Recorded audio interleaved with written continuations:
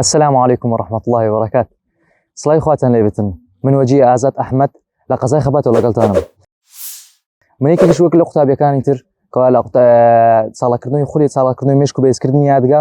کەوا ئەلحەمدولە ئاست سەرەتام کەوا 4 ساعاتەکانم پێ کردم کەوا پێشەشیەکەوە بۆی ئاست خۆت بزانیت لە ئاستێکی مامناوە و کەمتر بووم کەوا لە 4 کاتژمێرێکە نەمتوانی لاپەڕە و نیوێکی لەبەر بکەم، بەڵام ئەلحەمدولە خۆشبەختانە ئێستا دەتوانم کەمتر لە 4 خولەک یەک لاپەڕ 15 دێر لەبەر بکەم. ئەلحەمدولە ئەوەش فەزلی خوای گەورەیە، بەڵام ئێوەش تۆش کە دەتەوێت بەشداری بکەیت لە خوڵی ساڵاکردنەوەی مێشک و بەهێزکردنی یادگا تەنها ئەوە نیە تۆ بەشدار بیت و بەڵکو بڕیاردار گرنگ نییە، بەڵکو جێبەجێکردن گرنگە ببێتە بەخوو بەشێک لە ژیانی خۆت کەوا بڕیار بدەیت و ڕاهێنانەکان جێبەجێ بکەیت تۆش دەتوانیت بگەیتەوە بۆ ئاستە و زیاتریش. و هەروەها تەنها ئەوە نیە تۆ خوڵی ساڵاکردنەوەی مێشک و بەهێزکردنی یادگا و مێشکت باش دەبێت، بەڵکو ئەگەر من وەکو بەشدار بوویەک بەدەستی من بواە ناوم لێ نانە خوڵی ساڵاکردنەوەی مێشک و بەهێزکردن، ناوم لێنە ژیانەوە ژیانێک تر پێ دەبەخشی، دەبیت بە کەسێکی تر کەوا وات لێ دەکات ژیانت بگۆڕێتن لە خەو، لە خواردن، لە هەستان، لە هەموو شتێکت لە بوارەکان کەوا تااقەتی ئەو دەبێت سەعی بکەیت سەرکەوتوبی هەوڵ دەی بۆ ژیان بۆ ئەوی کەوا کاتەکان بە فێڕۆ دەی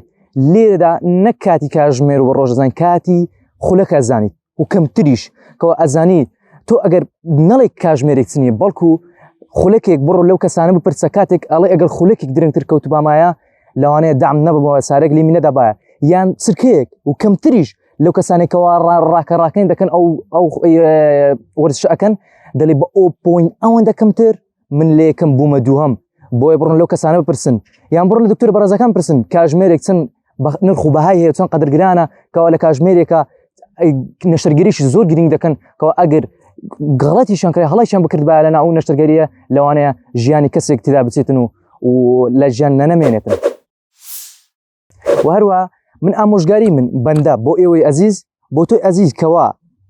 من ئەبینی لەم کامێرایەوە ئامۆژگاری برای بچوشی ئێوە بۆ ئەوەیە کەوا